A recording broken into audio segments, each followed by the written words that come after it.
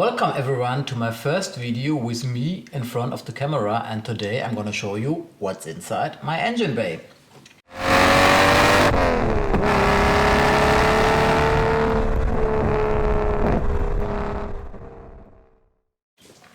Well, a few of you asked me in the comment section of the other videos what kind of modifications I've did to my engine, so the idea is to give you a brief overview.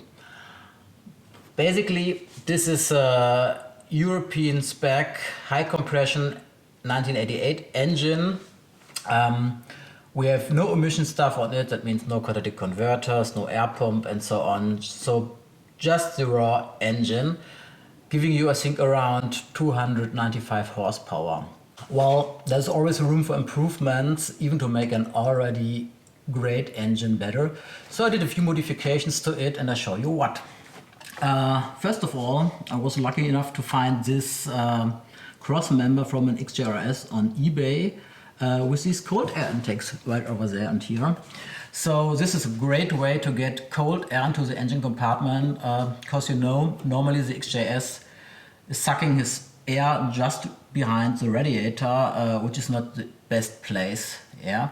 So in this setup here, you're getting the cold air directly from the front of the radiator, which gives you a much better way of air for your air filters.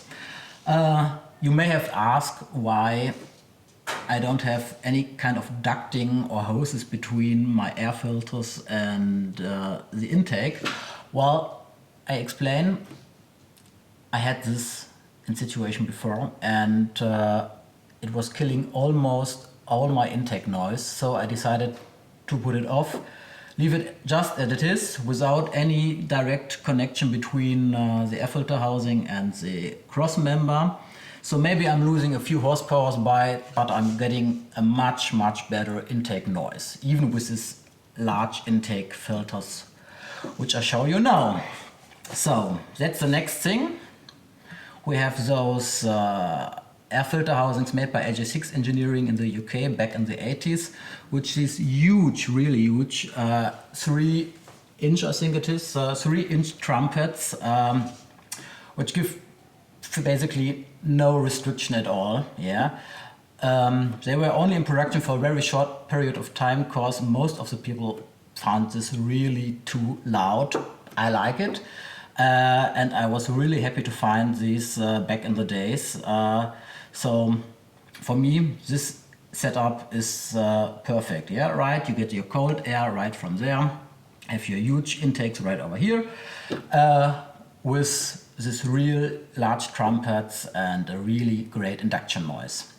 Inside these air filters, I'm using foam filters instead of paper or other wool filters, something like this. These are foam filters with really low restriction, and you can wash them and you can use them maybe 100,000 kilometers or something like that. So really one time to pay, put it in and you're fine. Well, let's move on to my throttle bodies. They may look like stock from the outside, however, these are large throttle bodies bought out to the maximum possible diameter. You really don't need that for performance reason, because already the stock throttle bodies give you more than enough airflow. However, what you are getting with these is a much better engine response. Yeah, so you just slightly tip on your throttle pedal and immediately your engine response, which is really great. Yeah, so I don't think I can tell you anything more about this, because yeah, that's what it is. Let's move on to my fuel supply. Well, basically this is all stock. I've cleaned my injectors a few years back, put new hoses on it, and that's basically it. Yeah. What I've done, I've removed my intake fuel pressure regulator, because you really don't need it. Yeah, your engine is absolutely running fine just with your outlet fuel pressure regulator, because this regulator does the main job. Yeah, so without the intake regulator, you're getting a little bit better flow through the rail, saving some wires, have a little less connections in your engine bay. So that was enough to me to say, well, throw it away, and the engine is absolutely running fine without it.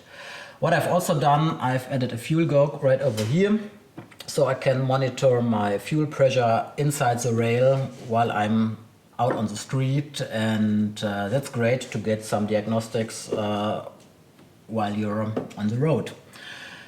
So I think that's all I can tell you about my fuel supply, because there's nothing more really special about it.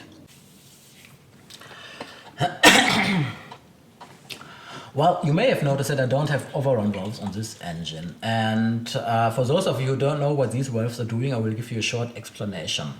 Well, let's say you are cruising down the hill and have your foot off the throttle, engine at high RPM, then under this condition your engine is producing a really strong vacuum, and even normal cars have a fuel cut-off function for this case. It may be the situation that you still have fuel in your engine, and due to this high vacuum, what happens? You're getting unburned fuel into your exhaust system, because your engine is no longer able to ignite this fuel. This is not really a great idea if you're running on catalytic converters or on a standard exhaust, because it really can damage your car. However, I'm running a straight pipe exhaust without any restriction at all, so I really like some misfires in my exhaust, and I'm even putting this to another stage, because this car is running on a manual transmission, and on a manual transmission you don't have a fuel cut off for this situation. So that means even if you have your foot off the throttle, engine at higher RPM, your fuel system still injects fuel to your engine, which, for the fact I explained earlier, cannot ignite in the engine, so it gets out to the exhaust and cause some kind of really nice sounding misfires there. You may have noticed this in my other videos on deceleration, and back in the days on carved cars this was a normal situation and more like a bug than a feature, and today on modern sports cars this is done by ECU ignition timing and so on. So the computer is simulating what back in the days was standard. So no overrun valves on this engine for a better sound, and yeah, but with in mind that this car is running on a straight pipe exhaust, so misfires in the exhaust can't do any kind of damage to the car at all. While we are in here and talking about the ECU, I'm running a super enhanced ECU made by AJ6 Engineering in the UK on this car, which some slight modifications, as I mentioned. I don't have overrun cut off for the fuel.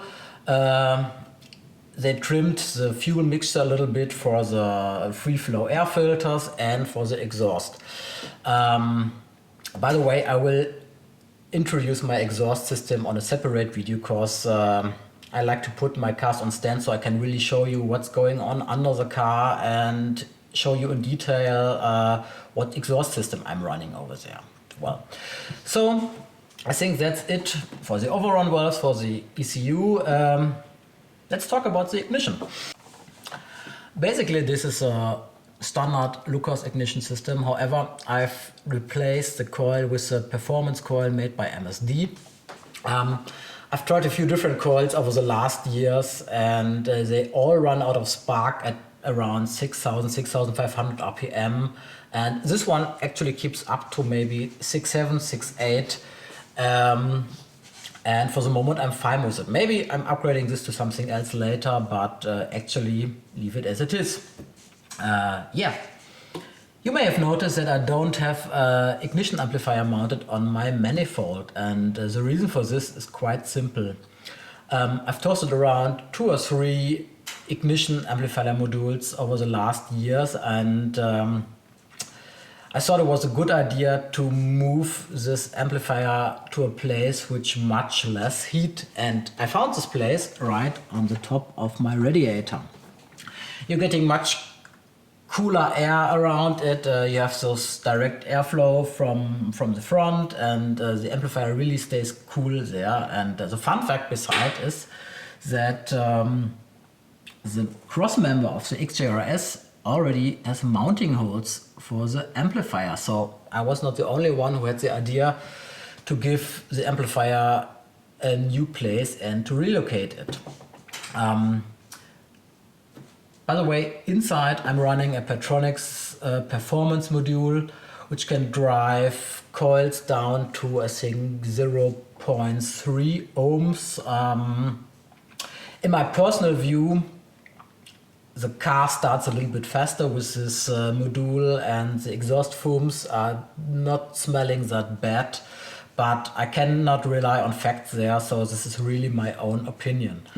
What else have I done? Yeah, I've replaced my spark plug wires with nice performance ones, and besides that, I'm always looking that I keep everything clean and replace my spark plugs every, I don't know, 3 years or something like this, or 10,000 kilometers.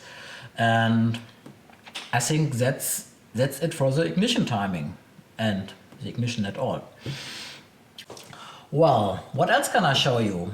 I think we've covered most of the performance related parts today in this video, and I've done so many little things to that car over the years.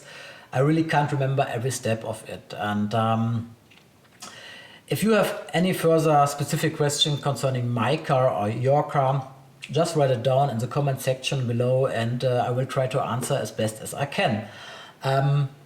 I will do a separate review of my exhaust system, because this is really something I need to show up in place, and I will put my car up on stands and show you exactly what's going on underneath there.